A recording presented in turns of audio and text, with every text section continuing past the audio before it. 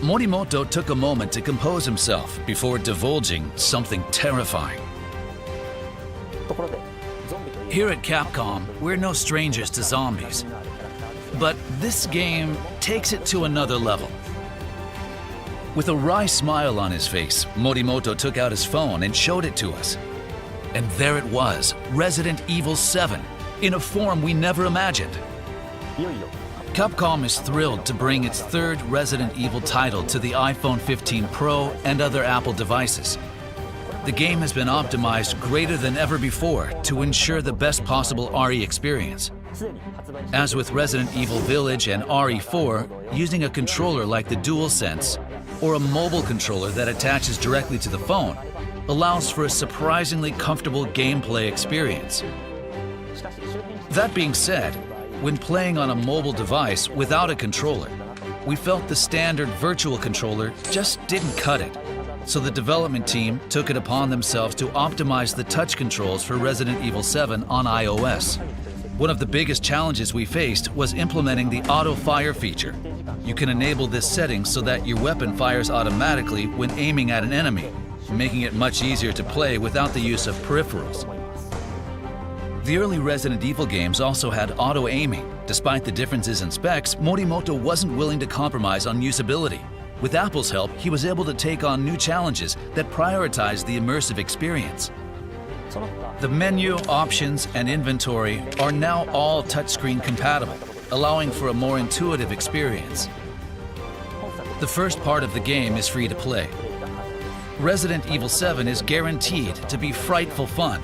If you have a compatible device, we highly recommend checking it out to see what you think.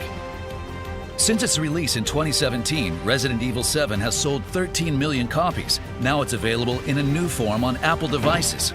Up next, a confession from Koshi Nakanishi, the director behind the classic.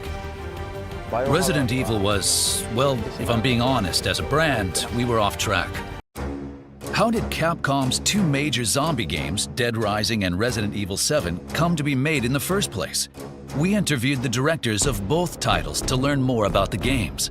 First, we have Koshi Nakanishi, the distinguished director of Resident Evil 7. Follow along as he shares previously undisclosed information about the game's origin. When we first started development, Resident Evil was, well, if I'm being honest, as a brand, we were off track. The action element had been expanded, and fans reacted much more negatively than expected. In the end, an RE game has to be scary. So we took another look at it.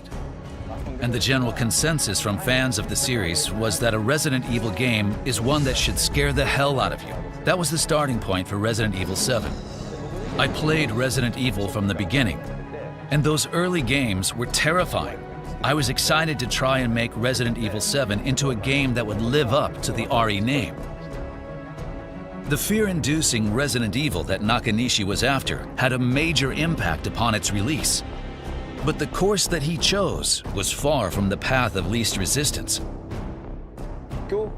In order to make a fear-focused Resident Evil, many elements of the game had to be re-evaluated from scratch. Like the setting, characters, the game system.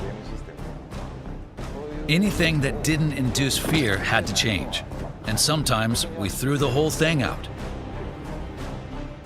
And in order to make it scarier, we decided to go with a first-person point of view.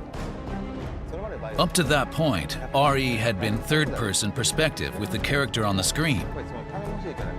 But when you're viewing the world from a safe distance behind a character, it's not as immersive and frightening. First person forces you to be up close and personal. And that's exactly what we were trying to accomplish.